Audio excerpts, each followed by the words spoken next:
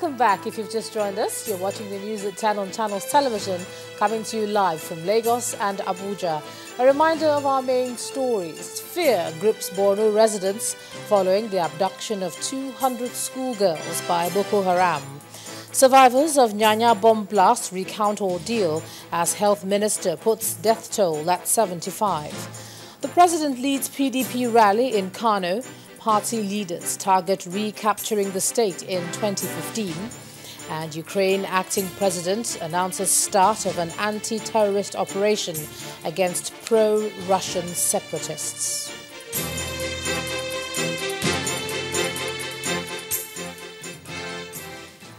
Well, just to remind you that all our top stories are on our website, ChannelsTV.com, and on YouTube.com/channelsweb. To get us on the move, please visit m.channelstv.com to view us live on your mobile device. You can also download the Channels TV app for Android, iOS and Windows phones from their respective stores. And now you can interact with the Channels Eyewitness feature on our Android and Windows 8 platforms. So if you have pictures or videos to share with us, tap the application on your device, swipe to reveal the Eyewitness menu, and then follow the instructions to share your reports, pictures and videos. Well, here are some of those pictures that have come into us now. Now, the picture that you can see shows a mast about to collapse on NTA Road in Port Harcourt, the River State capital, that's South Nigeria. This eyewitness reporter is calling on the relevant bodies to prevent this from causing damage to residents and pedestrians. Now, here's another. Our eyewitness reporter here sends this picture and says this accident involving 2 trucks occurred on the Bini-Auchi Road in Edo State, but he did not give any casualty figure. And from Abia State comes this ugly picture of a heap of refuse on Opobo Road in the commercial city of Aba, leading to Akwa Ibom State. Oh, thanks a lot for sending in all your pictures. And here's Linda Akigbe there waiting in Abuja. Hi, Linda. It's too loud. I'm hearing you.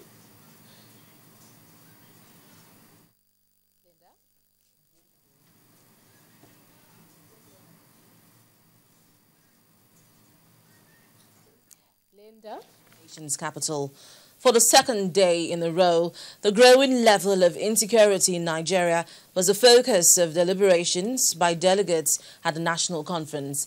The delegates considered the issue of abduction of about 200 schoolgirls in Borno State, describing the security situation in the country as unacceptable. They also offered suggestions on how to address the issue. Our correspondent Larry Lasisi has this report.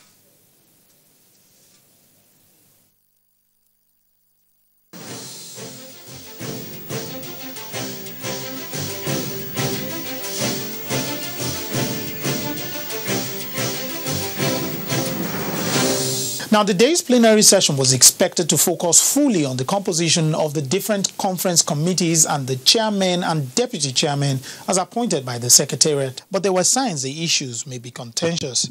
Nobody would have been blamed if members chose who would be their chairman and deputy chairman. But if somebody imposes somebody on us, it has nothing to do with coming there with an open mind. Their own approach will solve the suspicion we have had by allowing the secretary to choose our chairman for us. But if it doesn't, we shall oppose that list. Definitely, we are again on the brink. I must admit to you, the situation within the conference that is very tense. Most of our delegates will never agree to be placed in a committee that will not choose. I mean, I'm not unaware that there could be situations where you have a preponderance of people gravitating towards one committee more than others. In that case, there could be a way to reshuffle and ensure that there's full representation in all the committees. And even if they put somewhere where he does not, or he'd rather not be, I think he can still submit a memo to any committee he thinks he knows much about. So I really don't see any issue there. I don't necessarily express that fear, but it's normal for people to express allay the fears, because once bitten, like I said, twice shy. Since we scaled the other time, I think we'll get over it. But when the conference resumed plenary, another matter got the attention of delegates: the adoption of schoolgirls in Borno State. The attack on the hostel in Chibok was confirmed. Residents in the area reported hearing explosions, followed by gunfire last night. Many girls were abducted by the rampaging men who stormed the school in convoys of vehicles. Where the state government paid each of the states in Borno and Yobe spend nothing less than 200 million every month to maintain the police and the joint task force in their area. Don't talk about what the federal government is bringing. That in a situation we have these people, a convoy of people will come in every time, commit atrocity and go back, then there must be something the matter. The delegates put forward different recommendations as they considered what they say is a national issue. We need assurance. Please. From the president who said this good process in motion, to say that they are led to this Syria insecurity challenges.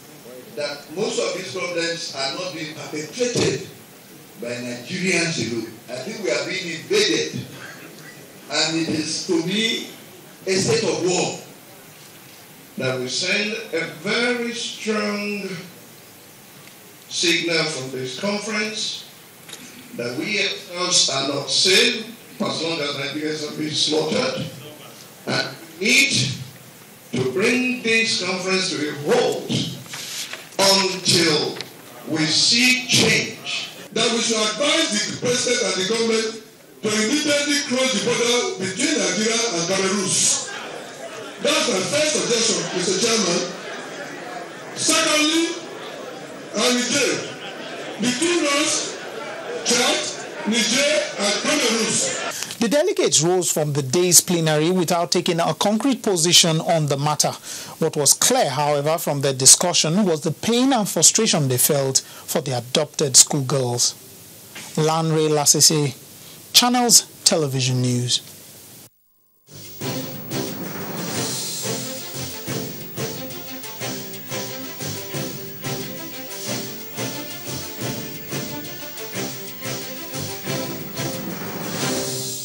The federal government has promised to mount a massive security operation to protect the World Economic Forum on Africa planned in Abuja next month following yesterday's bomb attack in Nyanya, Abuja.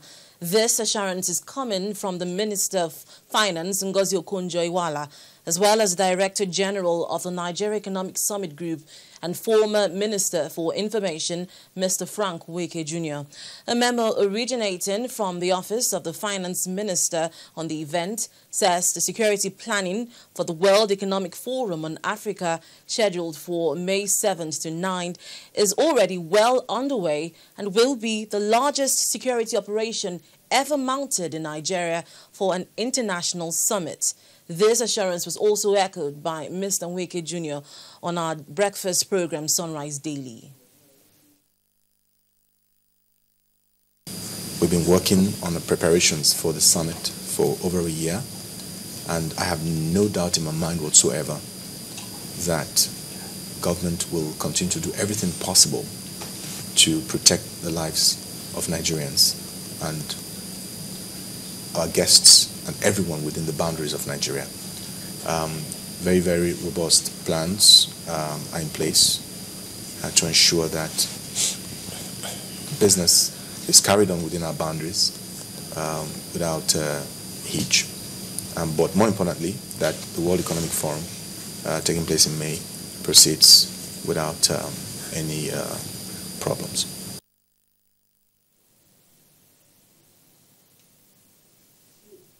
The UN Security Council, under Nigeria's presidency, has condemned the multiple terrorist attacks by Boko Haram, which occurred in Nyanya, in the federal capital city, and in Borno State, northeast Nigeria.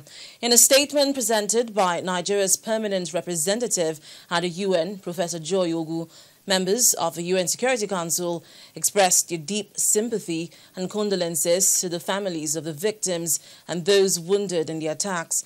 They also expressed condolences to the federal government and the people of Nigeria. The UNSC emphasized the need to bring the perpetrators, organizers, financiers and sponsors of the acts of terrorism to justice and urged all states, in accordance with their obligations under international law and relevant Security Council resolutions, to cooperate actively with the Nigerian authorities in this regard. Less than 20 hours after the deadly bomb blast in Nyanya Motor Park in Abuja, authorities today ordered evacuation of the National Assembly. Lawmakers and workers at the National Assembly were asked to leave the building over a bomb scare following information that an explosive device may have been planted in the premises of the complex.